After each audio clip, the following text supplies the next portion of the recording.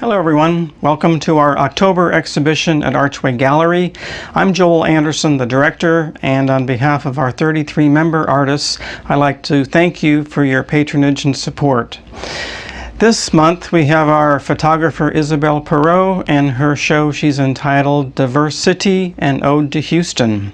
Now we do have all of Isabelle's works online on our store at our website archwaygallery.com, but I'll tell you nothing beats seeing the pieces in person, and to that extent we'd like to invite you to come by our gallery for our hours, which are Fridays and Saturdays 10 to 6, and then Sundays 1 to 5. If you'd like to come during the week, send us an email at info@archwaygallery.com and we'll be happy to set you up. Now, let me introduce you to Isabelle Perreau, and she's going to tell us about her show, Diversity, an Ode to Houston. Isabelle? Hi everyone, my name is Janelle Lewis. I am a journalist from Austin, Texas, and I have been a huge fan of Isabelle Perreau's work for so many years now. She's that artist very close to my heart, and I'm really excited today to get to know more about her newest exhibition, An Ode to Houston, Diversité. So, Isabelle, tell us a little bit about yourself. Well, my name is Isabelle Perreau. I was born in Angers. It's a pretty town on the west south of Paris, a region with a lot of Renaissance castles, and I have been studying in Paris philosophy. I have been in Texas for 20 years and in Houston for 10. So Paris to Houston, that must be a big difference. Paris and Houston are drastically different cities. What were your thoughts of Houston when you first got here? Well, when I came to Houston, I was completely lost. All those enormous highways, that immensity of town, and also the suffocating weather because it was August.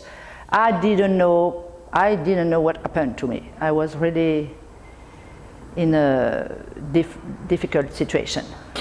I can imagine anyone showing up to Houston, Texas, and Austin. I have to apologize for that. In August. Yeah, Houston, Texas in August, yeah, because that is something to live through. If you're not from it, it is hard to get used to. So, but obviously your affection towards Houston has changed over the years from that initial impression. How did Houston start to grow on you? Because I love to travel, that is my passion number one. So I have been all around the world, and I decided to do the same with Houston. So I began to explore Houston, neighborhood by neighborhood, and I was so surprised to discover that richness of different cultures. I would be one day in India, the day after I would be in Africa, and after across Latin America. And it was fascinating. I couldn't believe it. I didn't have to take a plane. I had to drive, yes, and drive a lot because Houston is really extended, but it was worth it. It was, for me, it was an enchantment. It was really interesting. Yeah, you don't have to take a plane, but yeah, you still gotta drive. Houston's a pretty big city. Mm-hmm. So what is it that inspired you to do this exhibition, this Ode to Houston? Because I felt bad about Houston. At the beginning, I was mean with Houston. I would say, oh, such an horrible town, blah, blah, blah. And after that, after I began to discover Houston, I felt all the contrary. I think Houston, the reputation of Houston needs to be reduced.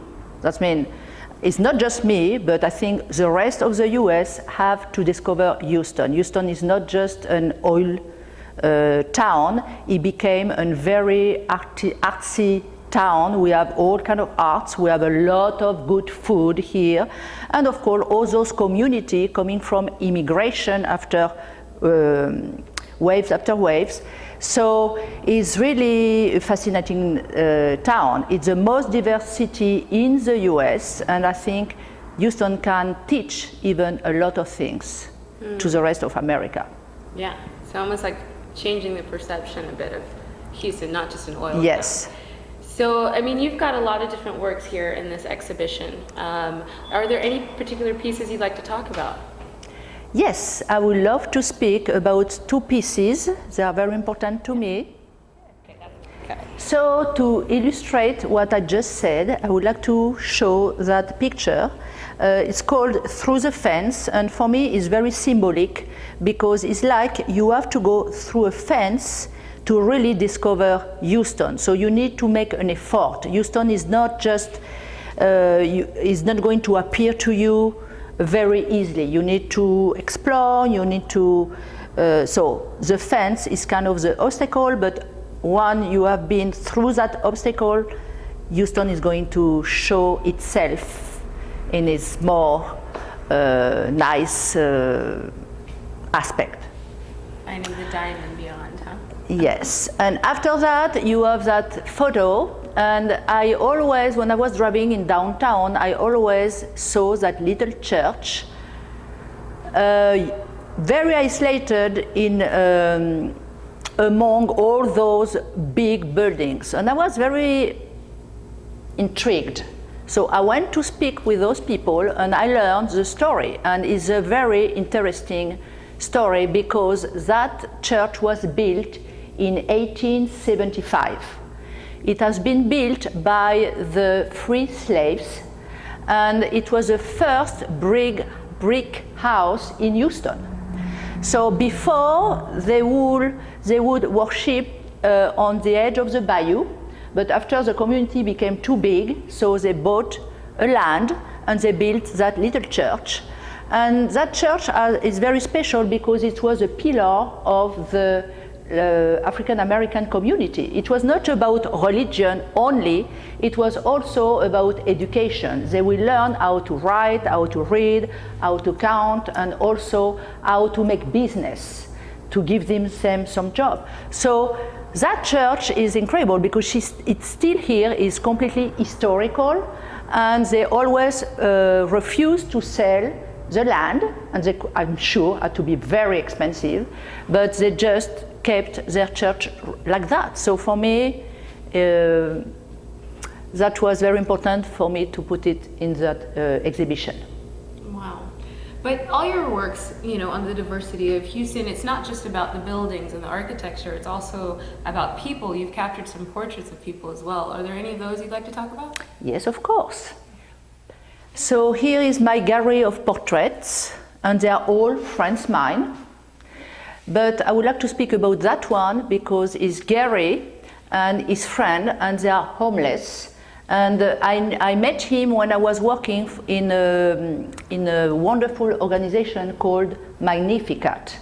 Magnificat take care of the homeless people with mental health problem. And so Gary was one member, and he was a great artist also. So he's living, of course, you can see they are living outside, and here they were living, they put like a little tent and living on the side of the bayou by themselves. And here you have Sister Agnes, and she was my colleague when I was working in that same organization, and she's from India, and here she's with Lewis.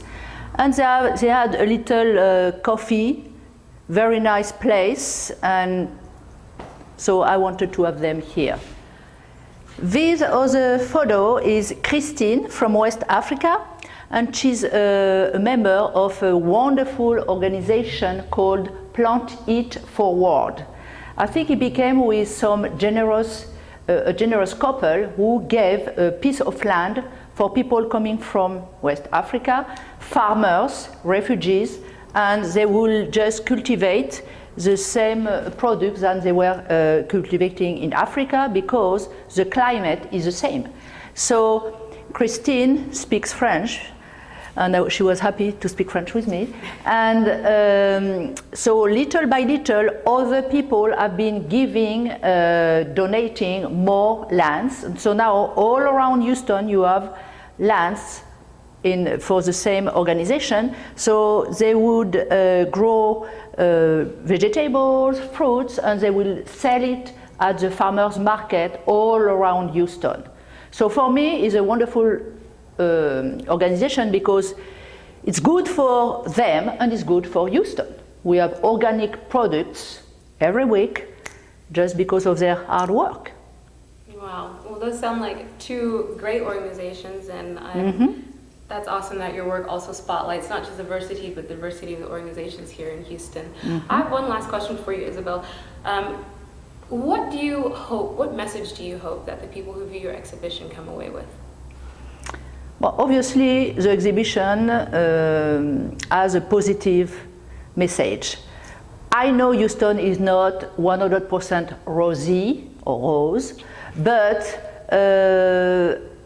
the majority of fusion is really positive. So I want just to make the emphasis about that. Yeah.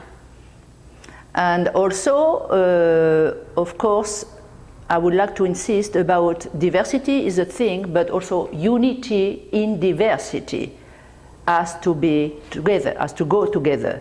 So the world is going to become diverse, whatever we do, because of the evolution and progress we have done in communication, in transportation, in science, technology, traveling, etc. So that is going to happen.